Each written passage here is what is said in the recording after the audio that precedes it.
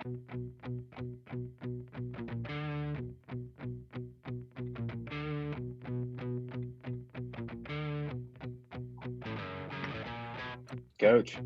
Hey, brother. Can you hear Hey, me? yeah, I love your backdrop. Yeah. I'm at the house. We got the African animals and deer heads and whatever in the background. I thought I'd be quiet, and other than my pack of dogs, I thought it'd be a little easier to do it here at the house today. Likewise. So this is my first podcast that I'm doing ever from my office. So I wrapped up my office hours, but it's just easier to do it here than drive back and get situated. I'm set up to do it here, so all good. Cool. Yeah. Sweet. Well, how's it going, man? You doing all right today? Good. Yeah. Yeah. Got some good training in. The Tuesdays and Thursdays are the mornings we dedicate to strength and conditioning. So 100, 101 pull-ups, 105 push-ups, 105 reps of hanging ab work, 110, I'm sorry, 110 pull-ups, push-ups, 110 reps of hanging ab. But everything, the last sets were all weighted.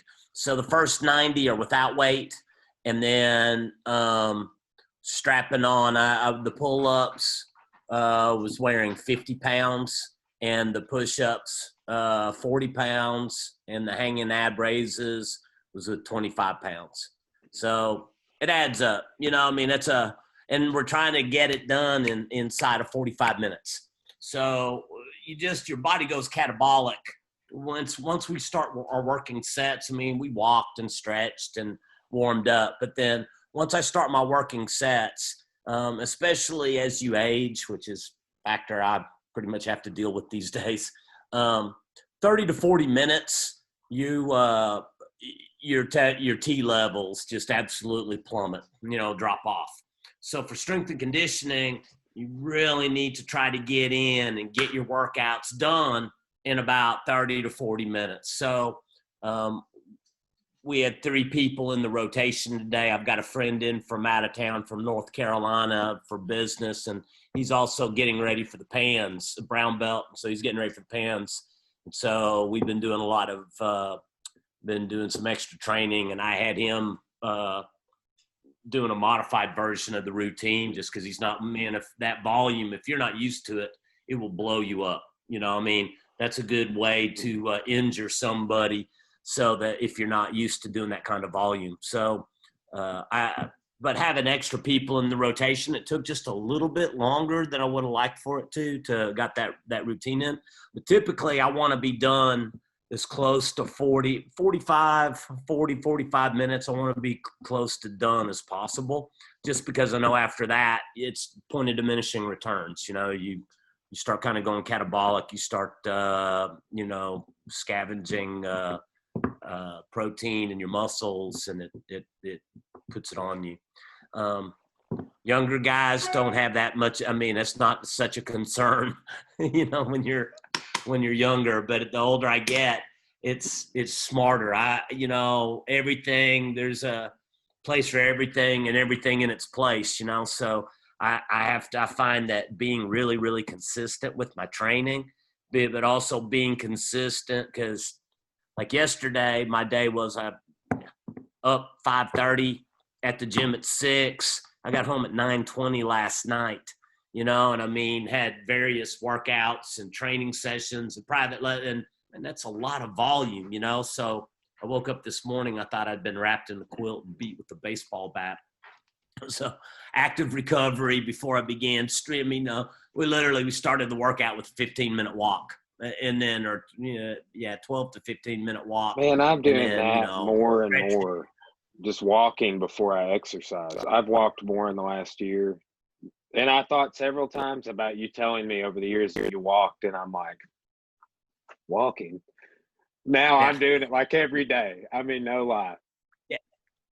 I'm such a huge, and I forget who it is because I'm bad with names and I've been hitting the head too many times, but There's one of the top UFC coaches, top MMA coach. He makes all his all his fighters walk for, 30 minutes in the morning prior to beginning training. Even when I was running a lot of bleachers and doing other stuff, I've always incorporated walking into my routines. And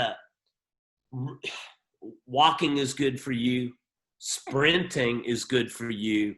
Jogging will just beat your body up, So and there's so many health benefits to just walking, the literature is deep out there. So I'm a huge fan, and a lot of times I'll use it even when people are paying me, top dollar for a private lesson. A lot of times I'll start with about a 12, and the literature is pretty consistent. About 12 to 15 minutes of walking, you tap into a long-term energy source, which is going to be fat.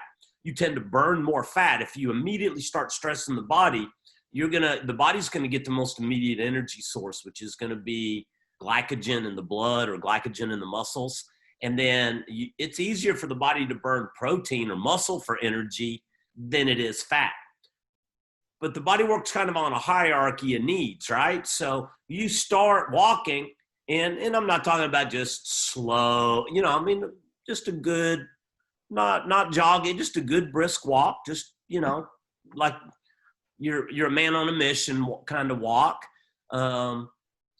Your body goes, oh, we're doing something. But in that 12 to 15 minutes, kind of gets your body to tap into fat as a reserve, as an energy source, So then when you step up the routine and you really start, going into whatever's next after the walk, you're already kind of in a fat burning mode. You've already kind of switched that lever. And now what you're doing is you're getting more out of your training. So if you go from walking, and you walked and you go in and you jump a few rounds of rope, or you shadow box, or you start your lifting or whatever, you've already kicked your body into fat burning mode. And then you're going to burn more fat than what you might normally would, So every year that goes by, my mantra, everybody trains hard. It's who trains smart hard. So, I've got to try to, I got to pay attention to those things, because just as you get old, your metabolism slows down. You find that workouts that would just shred you up a few years ago doesn't have quite the same effect, And I'm like, oh man. So I would whine, because it's like, man, I'd work out with one group of guys in the morning and they get ripped, and I work out with another group of guys at lunch, they're getting ripped, and I'm training my guys in the evening and they're getting ripped, and I'm kind of staying the same. Well, the definition of insanity is to keep doing the same things and expect different results. So I really started having to practice what I preached and start looking at nutrition, looking at, how I'm my macro and my micros as far as I'm eating, start looking at doing some of the little things and the, adding in, making sure that I'm getting the walking in and the recovery. And it's funny, the guy I've got in from out of town, I was telling him I don't believe in overtraining. I do believe in under-nutritioning, under-resting, under-recovering. So a lot of times I don't think it's overtraining is the issue. It's that people didn't do what they need to do to support that kind of training, So my rest, as a young man, I could charge hard on 3, 4, 5 hours of sleep. I get away with it once in a while, but I've got to have my sleep. I got to do more active recovery. So the yin and yang of working out. I have to do the soft stuff if I still want to do some of the hardcore stuff, and I find that my nutrition has to be a lot more spot on. I can't get away. You just hit a point where you can't out-train a bad diet. I just can't, nobody can. It just gets to that point that it's garbage in, it's the old Gigo, right? Garbage in, garbage out. And if I'm not eating clean and not getting my protein in and watching my white carbs and watching what I'm doing, and I just don't see the results. and it amazes me. Nobody wants to see a fat martial arts instructor. I'm like, I don't care how old you are, and I understand. Like, we all hit a point in our life where we might not be quite as lean and panther-like as we were, in our 20s or 30s. But I'm like, man, if you're, as a martial artist, if you're supposed to be out there teaching discipline and self-defense and exercise, and you don't have the discipline, or you can't defend yourself from the kitchen table, you don't have the discipline to do that table push away. And how are you supposed to peddle anything else that So anyway, kind of the primer on practicing what I preach there, You did write a book on all this. People can buy it on Amazon, right? Is Stay in the Fight, is that still for sale on Amazon? Yeah, it is. Yeah. Last time I checked. Which is great. Magazine, I think you can get. Okay, I still do. I've been rehabbing my shoulder. I've been getting like some laser physical therapy done on it, and I was doing rotator cuff exercises from that book the other day, and have gone to it several times when I've been injured or when I'm not injured, just to see what it says, just to see what's in there. So I would recommend it to anybody. Cool. Well, I appreciate that, man. That was a body of work that I was really proud of. And talk about challenging, because I hadn't done that much writing since college. So, I've got a degree in psychology. So there was a time when I wrote a lot of papers, but that was a little bit of a different challenge. But, I still, in a lot of those routines that are in that book, I still do, shoulders, especially for my back and hips, just overcoming hip surgeries. And it's all about, here's what was inspiring to me today in my morning workout is that, we got after it. I had two people with me. One is 82 years old, and the other one, who's also training brown belt in BJJ and is training for the PANS, has also got a really rare form of cancer and has been battling cancer. And, I look at those two guys, how inspirational, one, Mr. Perry, he did 100 pull-ups. 100 push-ups, 100 reps of ab work. Incredible. And his last sets were weighted. And then the other gentleman, Chris Sparks, who's in from North Carolina, I had his volume dialed back because he's not used to doing this routine. I'm not going to, start somebody at the high end of a routine that's taken me years to develop, to get that volume up. But he's in there training, and I know that, he's had he's in the middle of a battle for his life with cancer, and yet he's still in there. He's oxygenating, he's exercising, he's working out, and man, pretty inspirational, because keeping that attitude up when you're fighting something like freaking cancer is huge, and nobody has an expiration date stamped on them. None of us know what the future holds. We just don't. So, he's in there fighting the good fight, and in the meantime, man, he's maximizing his moments in the gym. He's maximizing his good days when he feels good. He's been with me for about a week, and there's been a couple of times he was like, "Coach, I'm out. I got to go home, go to bed early." He rests up, gets up the next morning, he puts his big boy pants on and gets a good, kind of sucks it up, and he's ever the optimist. But that attitude is everything. And the thing is that at the end of the day, what an example. What an example of fortitude and stuff. It's humbling. I'm so proud to have them. So, when I start thinking, oh, my elbows hurt, my shoulders hurt, my back hurts, I was looking at those two guys, and I went, I pretty much just need to keep my mouth shut and just train today, So it was pretty motivating, and at the same time kind of humbling. So I was just like, I better just kind of go with it. Hey, are you familiar with who Greg Nelson is?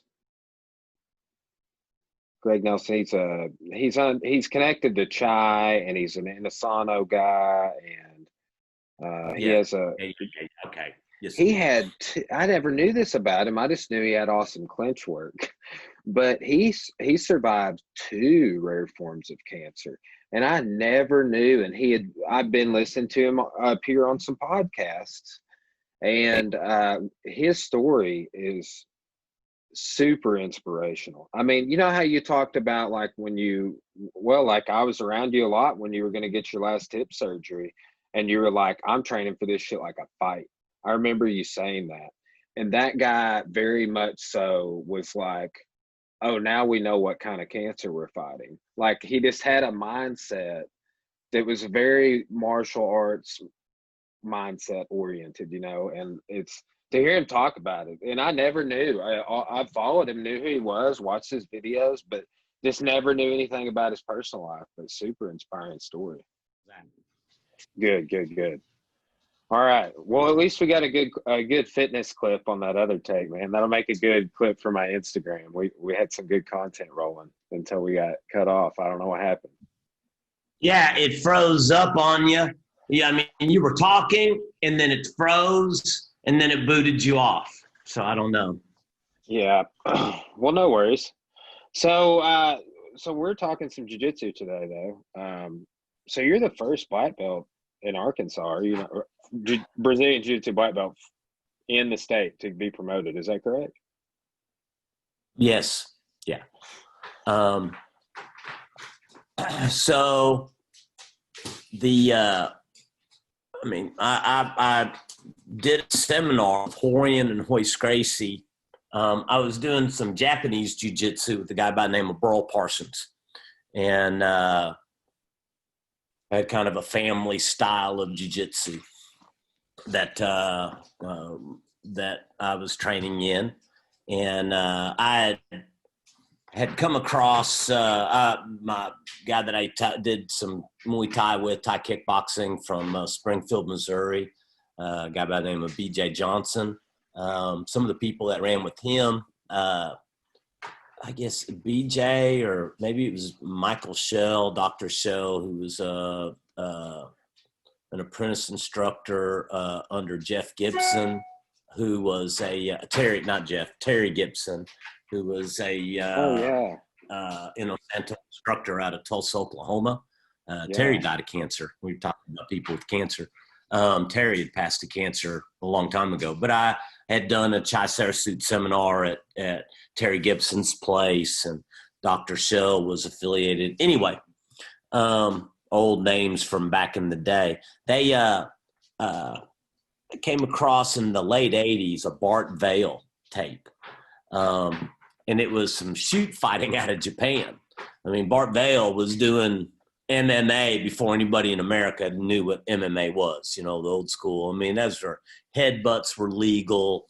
It was incredible. They were mixing, grappling and striking. And I remember seeing that tape, just being blown away because these guys were hardcore beating the hell out of each other. I mean, guys, the answer to being stuck in the guard was just to headbutt somebody repetitively.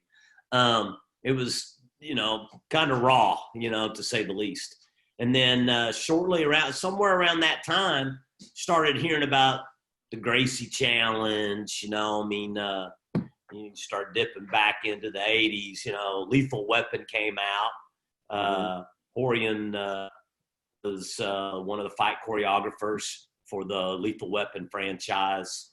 The fight with Mel Gibson at the end of the movie, and he's, working some jiu-jitsu. That was pretty ground breaking, and the whole Gracie Challenge stuff. Well, then there was a guy in Conway, Arkansas, that preacher of a church. He was doing Muay Thai with my man BJ. I would go up there sometimes. They had a group. I was helping out with their group.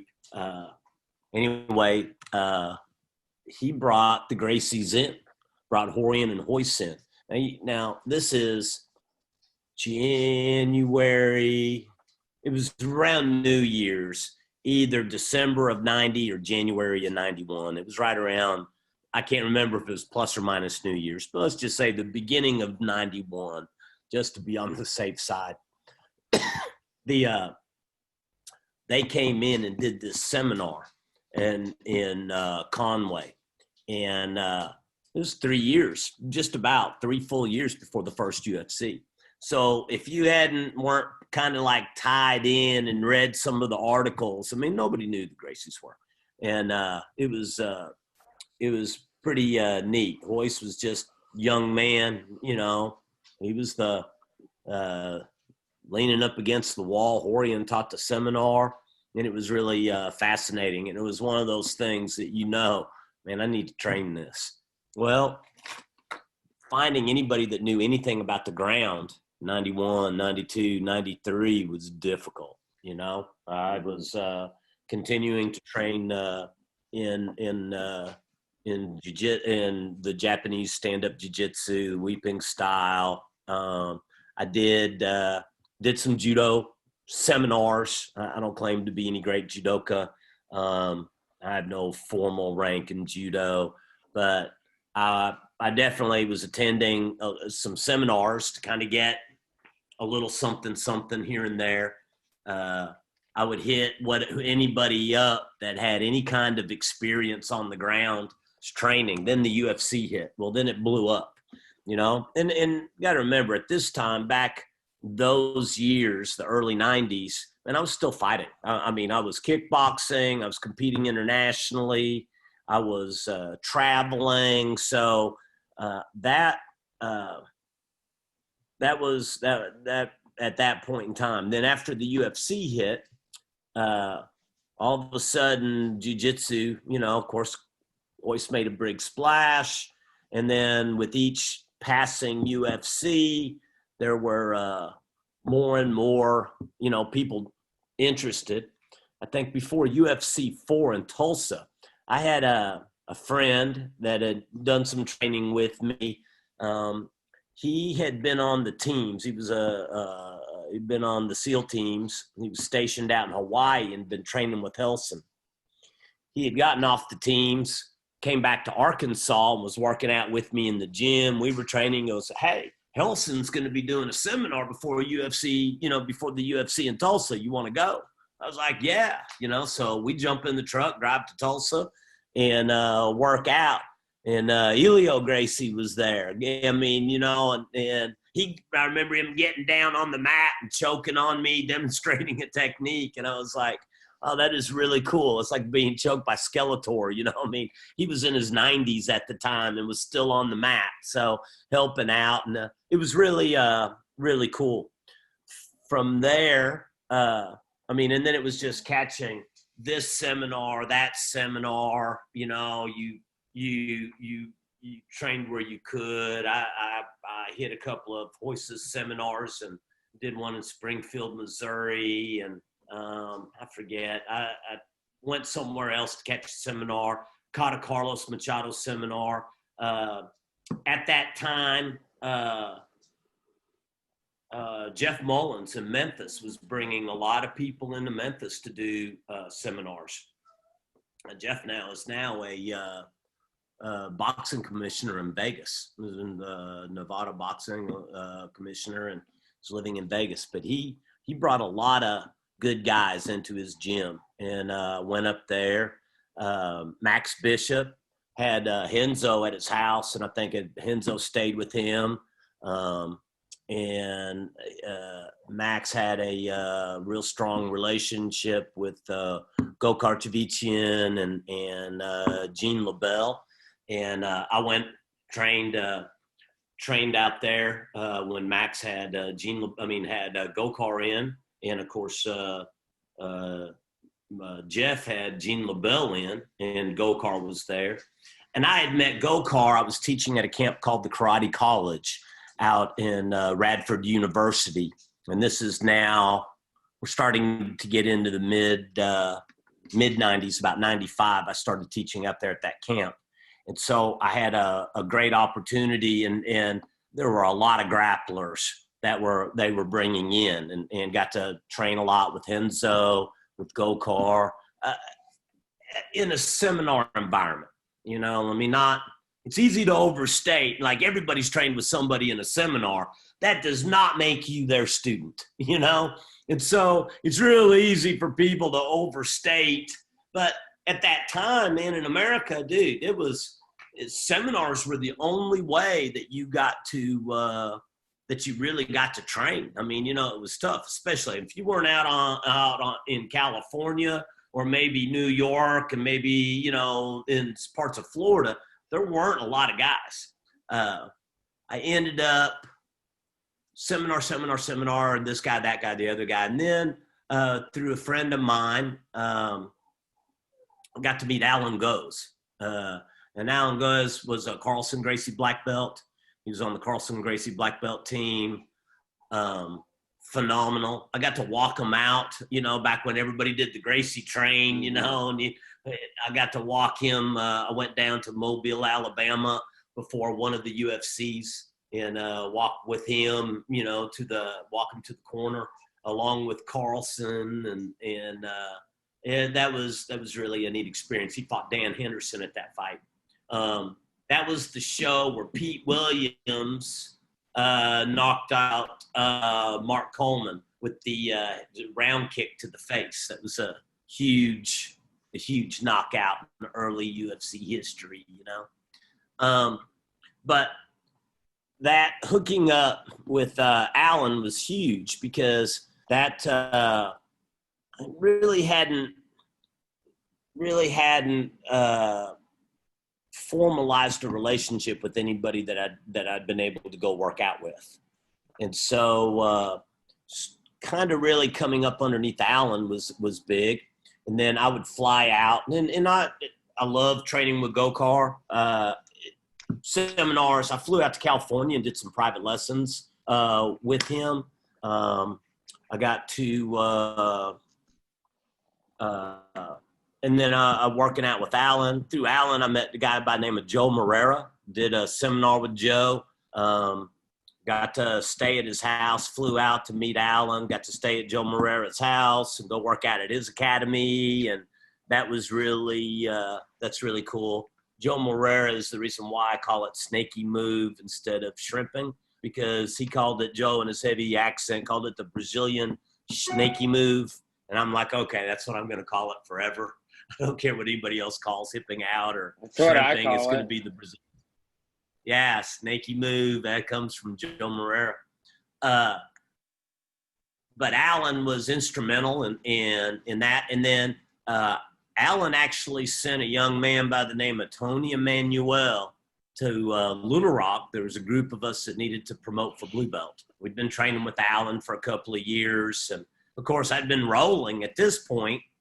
Man, I'd been doing jiu-jitsu seminars, camps, clinics, whatever, for about 7 years. And just rolling where we could. And I mean, at that time, all jiu-jitsu was self-defense or vale-tudo, which morphed into MMA. Vale-tudo just meaning anything goes in Portuguese, you know. I mean, the wild and woolly days, the beginning days. So it was way more oriented towards MMA and self-defense. There wasn't a tournament scene. There were no tournaments. The first tournament I saw in America, I put on. You know, I mean, I can remember when I was still promoting point karate tournaments, I would run a grappling division. You know, we would just include it. There'd be some mats over the corner, and you might have 6, 8, 10 guys tops. You know, I mean, we'd have maybe 2 weight divisions or 3 weight, you know, light, middle, and heavy, or light and heavy. Divide everybody up and go, okay, you guys are lightweights, you guys are heavyweights, and they grapple. You know. There just wasn't there wasn't a lot. Even in the state, there was a guy named Mark McFan who was a JKD guy up in Northwest Arkansas.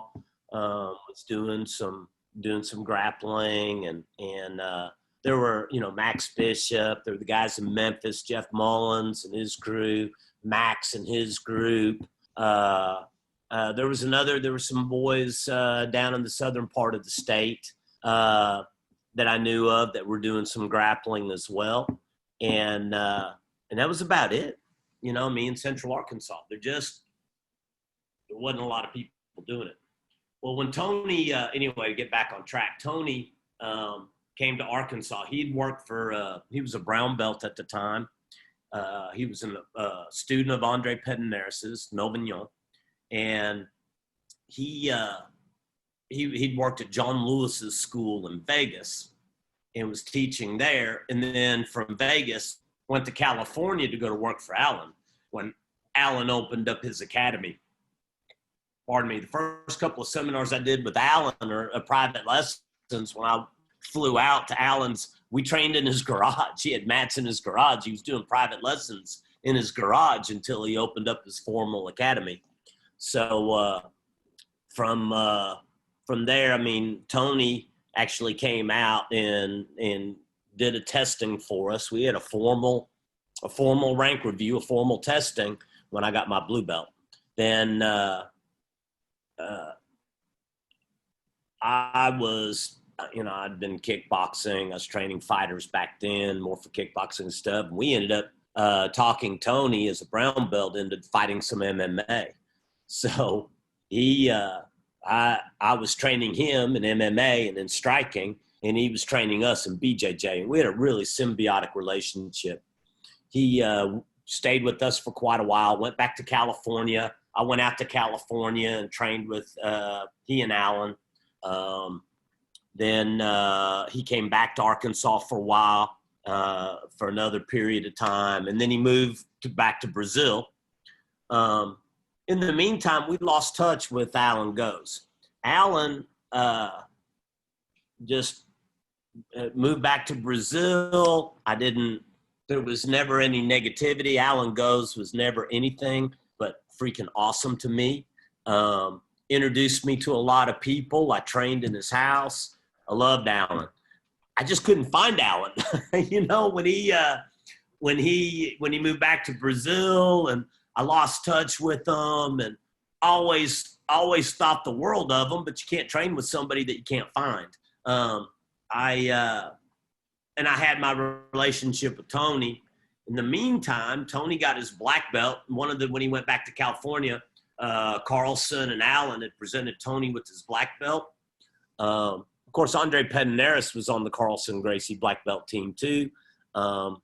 Carlson and Andre endorsed Tony's black belt. So I'm kind of proud of the fact that every rank I've gotten from blue belt through 4th degree black belt has been under Tony Emanuel. That's just been my, been how I got it.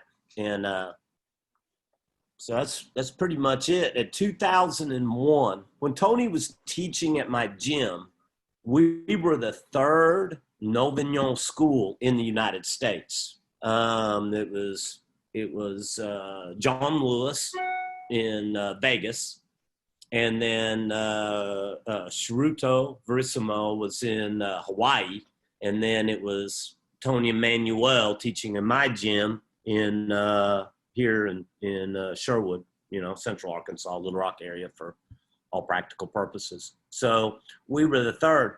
When I got my black belt, I went down in October of 2001, went down and spent 2 weeks of just getting my butt kicked 3 times a day, morning, noon, and night.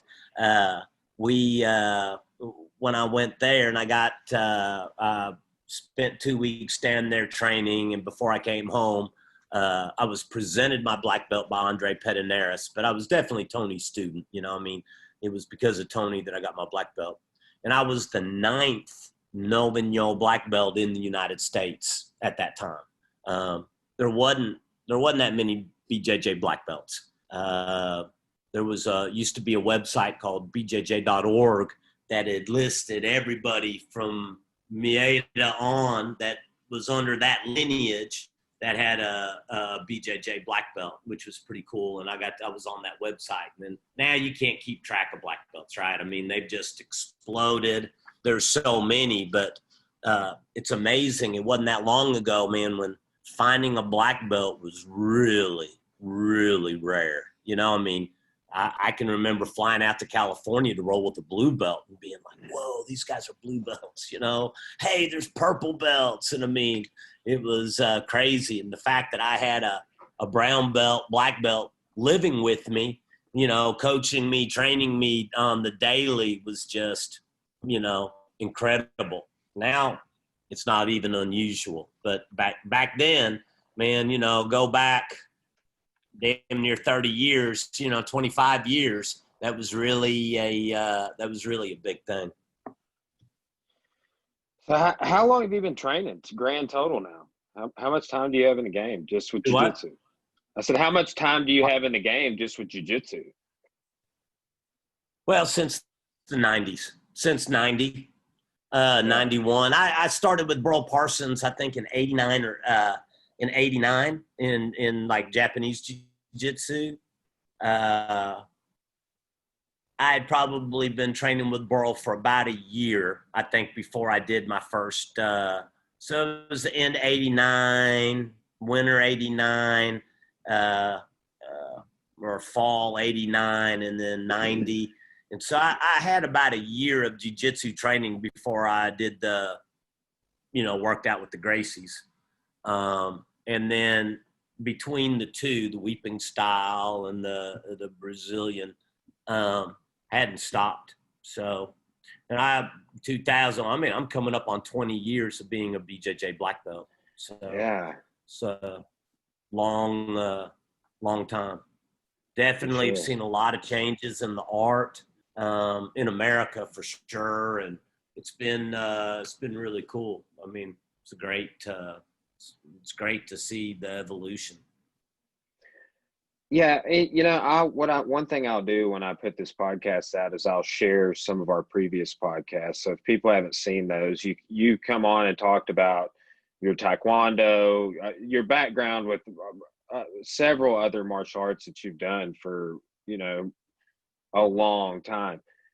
What was it that got you interested in getting involved with jiu-jitsu? Like, how did that happen into your life? I mean, I've heard you talk about this a little bit over the years, but I mean, what led you down that road? Well, I think every time something's come along and kicked my butt for me real good, I was like, I ought to learn how to do that. So I think that's definitely part of it. Also, being in it here, and like I mentioned, training some of the JKD stuff,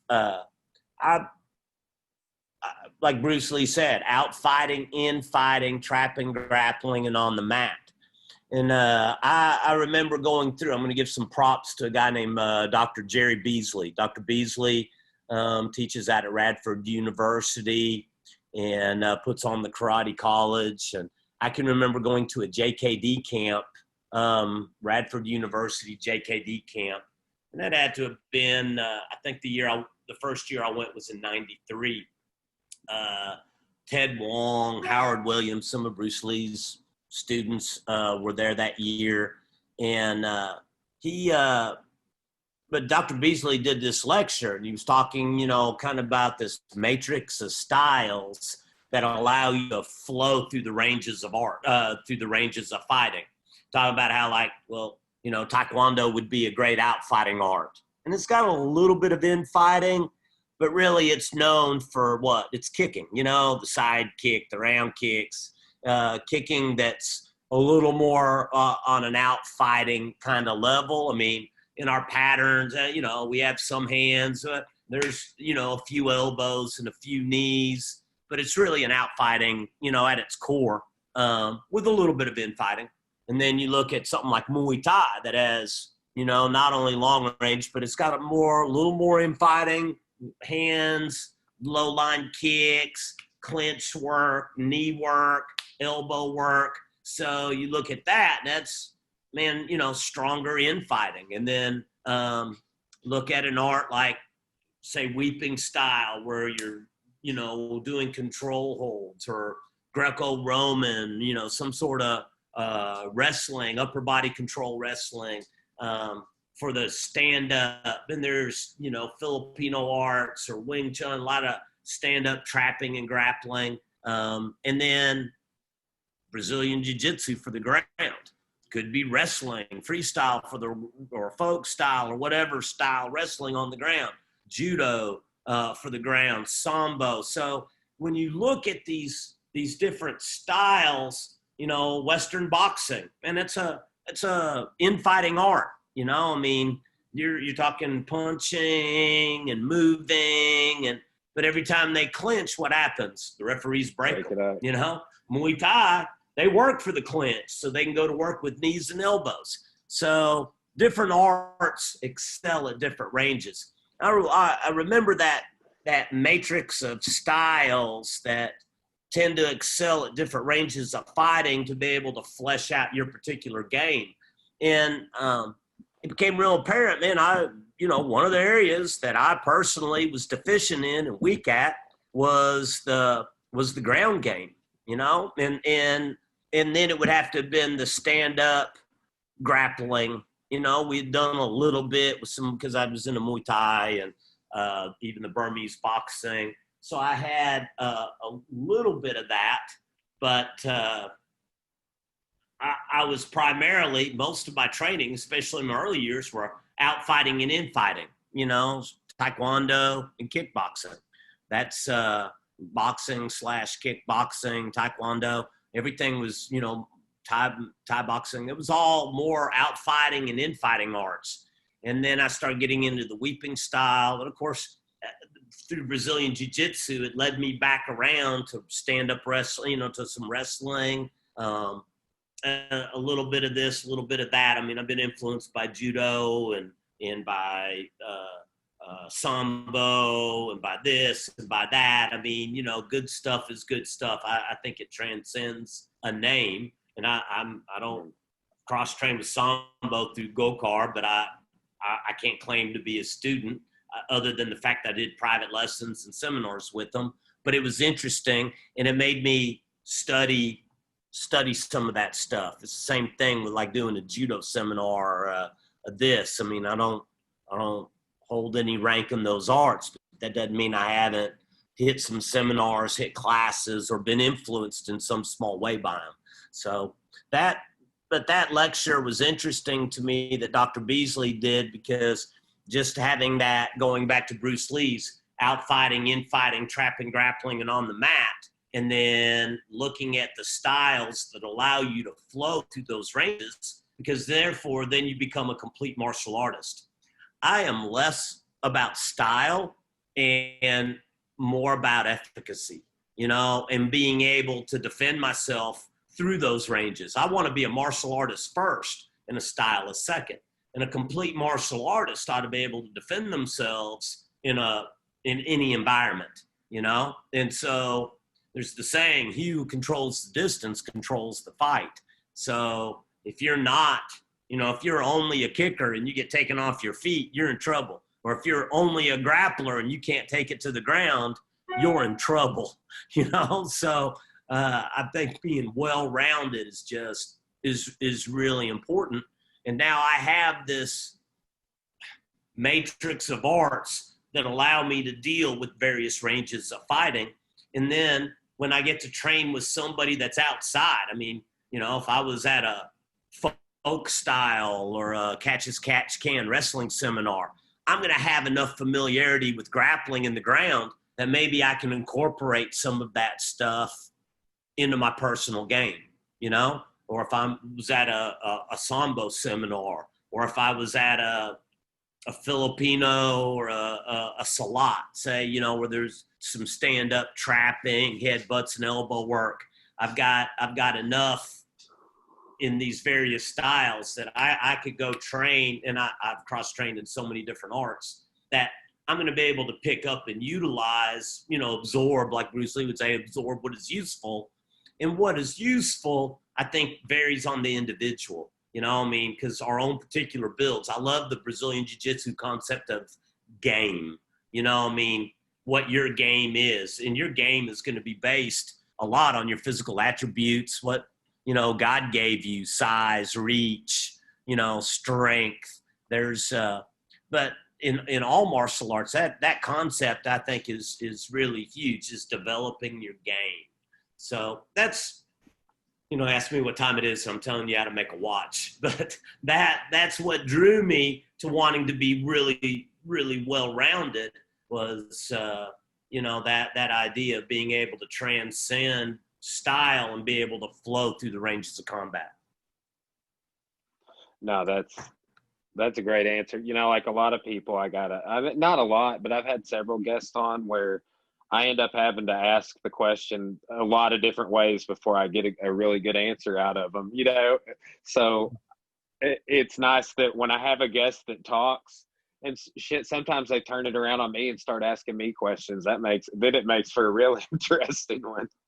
Yeah. But anyway, well, so, you know, you mentioned like one thing I was thinking before we started recording is like, I have seen jiu-jitsu change a lot since I've been involved in 2006. And I was like, man, I can't imagine how much he's seen it change, right? Like, and you kind of alluded to that earlier, but what are some things that, you know, in the United States, like what are some big changes you think you've seen in jiu-jitsu? Like just generally speaking, some things that stand out other than there just being, for me, it's black belts in the state of Arkansas.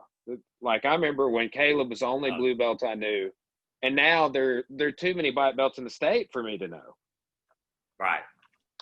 No, I don't know all the black belts anymore. There was a time when I knew everybody in about a 4 or 5 state area that was capable of producing an MMA fighter. And now I can't keep up with the garage gyms in Sherwood, Arkansas. You know, I mean, it's the old joke. Everybody's training to be a cage fighter, you know? One of the biggest things, and I think the biggest thing that has precipitated as much change, is that it has never been as easy as it is right now to get information.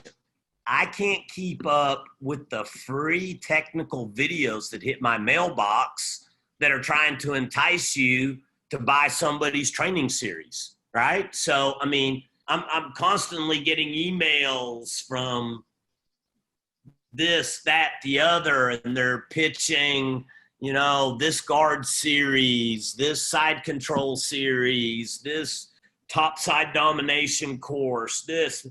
And so they're always giving free videos and techniques for you to look at. And I'm like, man, it's hard to keep up with that. There is so much information. I can remember like getting a VHS tape of when Tony, my coach, came into town, and he had some VHS tapes of like some of the Brazilian grappling tournaments. And we were like, oh man, you know, it was so cool. And then, you know, I had Pedro Sauer's video VHS tapes, you know, his rank tapes, you know, requirements for rank. And was like, man, these are just freaking awesome. And it was so hard. Now, I mean, you can I can pick up my cell phone and have more jiu-jitsu technique on YouTube than I could ever hope to learn, you know? So it went from being stupid hard, like really, really difficult to get information.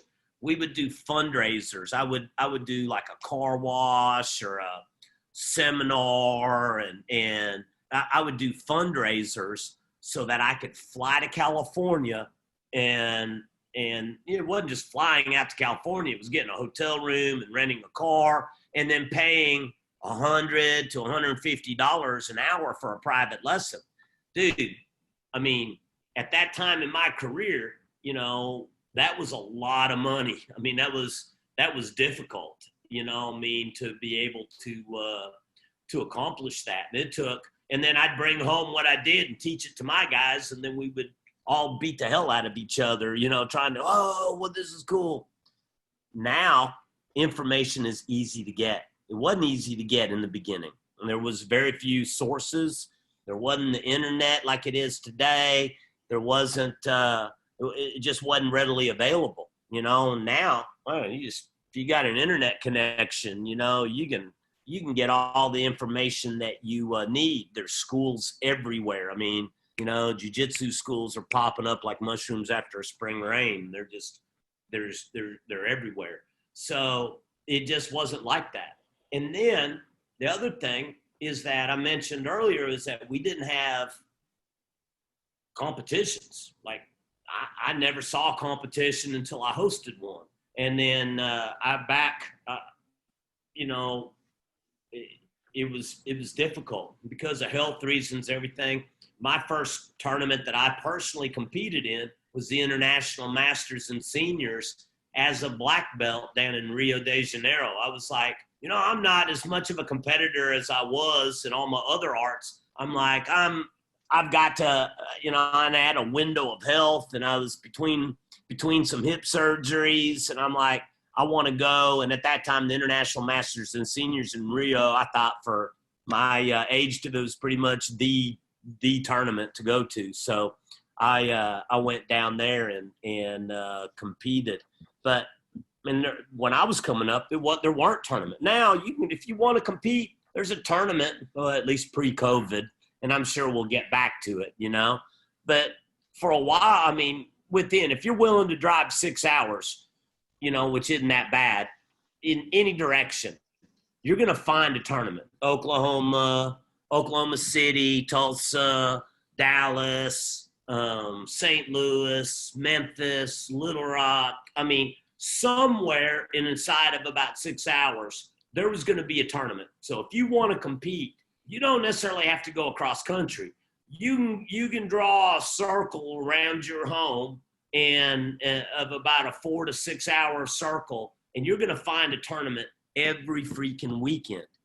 Competition just boosts excellence. You know what I mean? So, and like I said, when jiu-jitsu first came to America, it was all about self-defense and then to a lesser extent MMA, Vale Tudo.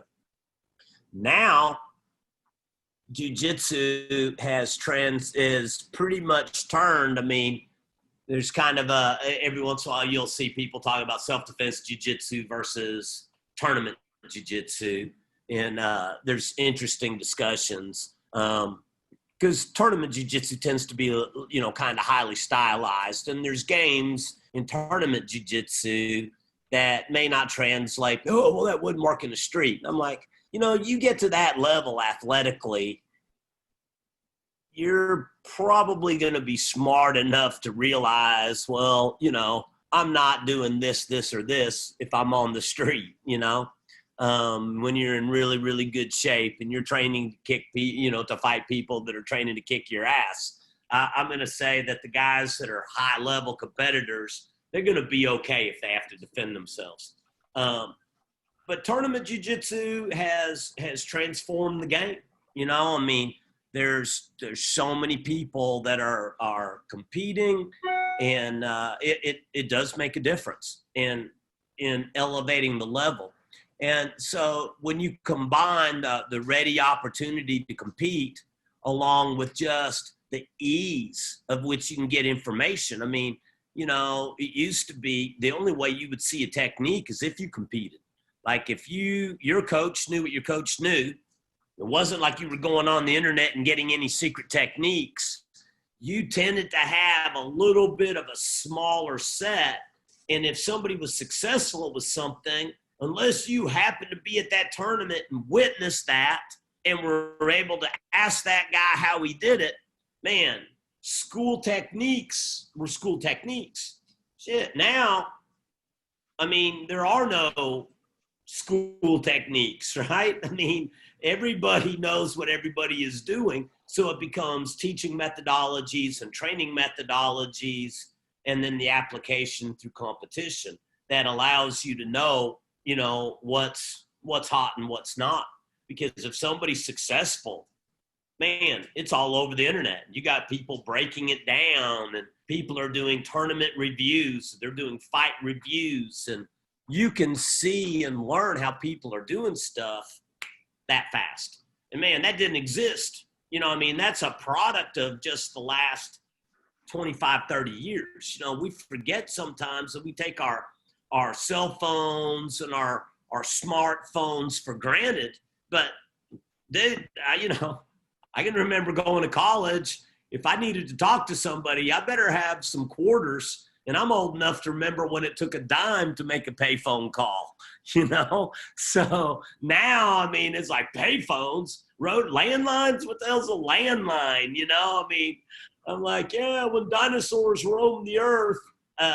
So the information And, you know, when you got somebody that's doing something that's hot, man, somebody has success, the latest, greatest tournament wonder boy, you know, man, somebody blows everybody out of the water at the Pans or at the Worlds or at the whatever, man, there's probably going to be a DVD for sale, or a series that you can download on your computer right then. Like, you know, DVDs are passe. Now it's all just, you know, click this link. You got access to everything. And man, that's a big change. For sure.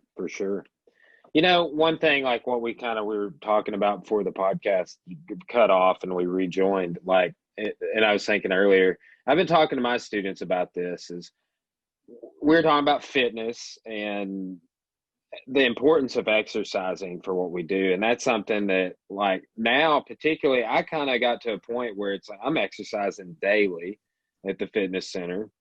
But I remember hearing like Marcelo Garcia on one of these readily accessible videos on the internet saying, like, why would I lift weights? Like, jiu-jitsu, that's all I got time for. And I was like, yeah, that's what I want to believe, you know? And for a while, I mean, like when I was competing, I was exercising, but it was just to like hit weight and stuff and to like train for a tournament. And like on the other side of that, over the last year particularly, now I'm just exercising to feel better, you know, and it's complementing my jiu-jitsu in every way too. That's how I feel. Well, think of it this way.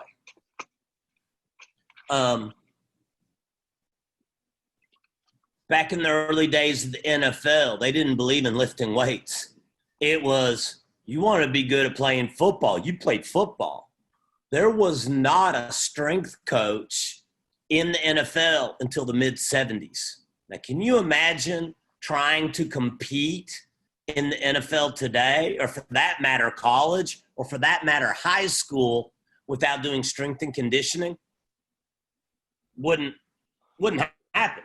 I mean, you know, you're not going to be in the same league. And so, you know, Marcelo Garcia is a freak athlete, and his jiu-jitsu is par excellence. But if you don't come from the genetic end of the gene pool, you know, now I'm not saying there might not be some, you know, just gifted Adonis type athletes that, you know, maybe they don't have to spend a lot of time. But man, these days, you know, we just know enough about exercise physiology, kinesiology, sports science is off the chain. And so if you start getting guys that, I mean, not only are really, really, really technical, but they are also really, really, really trained, man, that becomes scary. One of the reasons, and if you look at the UFC and you look at the number of high caliber wrestlers that end up becoming UFC champions, and somebody said, oh, that speaks to the efficacy of wrestling. And I said, well, you know, I think it speaks to the efficacy of the D1 college athletic program, where when you're on scholarship and you're told you got to be at the track at 6 o'clock in the morning for your running, and then you go to a table and somebody who's a nutritionist that's going to college for nutrition makes sure that you eat exactly what you need and you're getting your macros and your micros and your everything you need and your calories. And then, now you're meeting with somebody else that's a strength and conditioning coach. And after this class, you got to be there. And then you're working with, you know, top level other athletes and you're competing at a D1 level. When you come out of the D1 athletic program and you're a high-level college athlete, man, for somebody that's been recreationally doing jiu-jitsu, that's tough to compete with, you know? And when you have got that, when you come out of a college athletic program, then you go into professional fighting, it's just like it's a continuation. You're already used to training and running and lifting and you're coming out of a structured program where the people that were working with you have fancy initials after their name. You know, you got guys that have degrees and PhDs in sports science and kinesiology and nutrition that have been really working with you.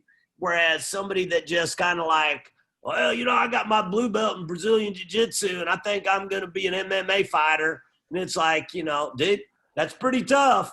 You know, that's a pretty tough thing to compete with. You know, that's like asking somebody that, hey, you know, I mean, I've been playing flag football with my buddies on the weekend and, you know, I'm pretty good. And I think I'm going to go try out for the NFL. And you would look at them and just start laughing and go, you're going to get killed. You know, you're going to get destroyed. Well, that's why some of these college guys, I think some of the wrestlers, if you had in a, when Ronda Rousey was first hit the scene and she was dominating, she came from the Olympic Training Center. I mean, she was an Olympic athlete. So you look at some of these people that, and again, the same thing, nutritionists, you know, strength and conditioning coaches, high-level technical coaches that are all about sports science and performance and not just, I'm teaching a little bit. You know, somebody coming out of an Olympic Training Center, I mean, makes a difference. And for a while, she had a good run until somebody answered that riddle. You know, I mean, that makes a difference. Can you imagine if all of a sudden we had collegiate jiu-jitsu? You know, BJJ makes it into the colleges, and there was collegiate competitions, and you could make a scholarship, and you had all those kinds of coaches. Jiu-jitsu would change. If you had if it made it to the Olympics and you had people training at the Olympic Training Center. So I don't know. I'm kind of got off on a tangent there with it, but when it's talking, when it comes time, I've got no doubt that proper sports science as it relates to your conditioning, your flexibility, your cardio, you know, your strength. When you couple that kind of training, that gives us guys that are mere mortal human beings that aren't gifted like Marcelo Garcia, that gives us a chance, you know? And I'm the older I get and, you know, all these ranks and everything, man, my shoulders hurt, my elbows hurt, my back hurts. If I want to stay on the mat, even just as a coach, I have to train. I mean, I've got to, or I'm not going to be able to perform athletically. I'm not going to be able to do what I love. Well, you know, remark again on how good I thought you were moving around the other day. Like when you shot that double leg, I was like, I hope I can shoot double legs like that when I'm his age. Well, Not saying you're just like I get into teaching. Yeah. Well, I'm not saying you're just 1 foot in the grave or anything like that, but you know, I mean, you've had both your hips replaced, and you work out and you exercise, and man, I was just like, that's what I thought when you shot. I was like, I want to be able to shoot like that when I'm 58 or however old you are. So, and man, that is like a big thing that's changed for me, and like one thing that I just like now on the other side of this being a narrative that, you know, jiu-jitsu and fitness going together ever since like you released that book. Honestly, now I understand it on a quality of life level, right? Like, how did I ever not do this shit? Do I hurt like this because I wasn't doing it? You know, I mean, just it's really exercising daily, whether it's riding my bike or walking or lifting weights or running or whatever it is I do, man. It's really it's enriched my martial arts experience, for sure, over the last year. So, yeah, well, right on. Well, I say, man, let's go ahead and wrap it up for today. We've been chatting for about an hour, and got to hear some incredible stories, and just, man, it's always a pleasure just getting to hear all the history of what you've done. I'm glad that this is, I think, our fourth podcast, and I've heard things that I never heard you say before in all four of these conversations, so it's a pleasure for me to get to sit down and talk with you like this. Dude, I appreciate it. I thank you for the opportunity. It's nice to kind of share my lifetime body of work. I mean, it's martial arts is a performing art, and to be able to kind of share some of these stories, and it's been an honor to watch you and your personal journey and coming up through the ranks. It was funny on my Facebook. Picture of Cora as a white belt, and I saw then that. there was another picture showed up a while back when you were at the gym as a white belt, and and neat to seeing what you guys have accomplished in your journeys and with your academies and your students, and then man, it's been fun, and obviously I don't need a lot of prompting to run that mouth. So thank you for being so kind as to let me talk, and it's an honor, and I look forward to visiting with you again here soon. All right. Excellent. Thank you, Coach. I appreciate it. Take care, I'll brother. talk to you later. Have a good one.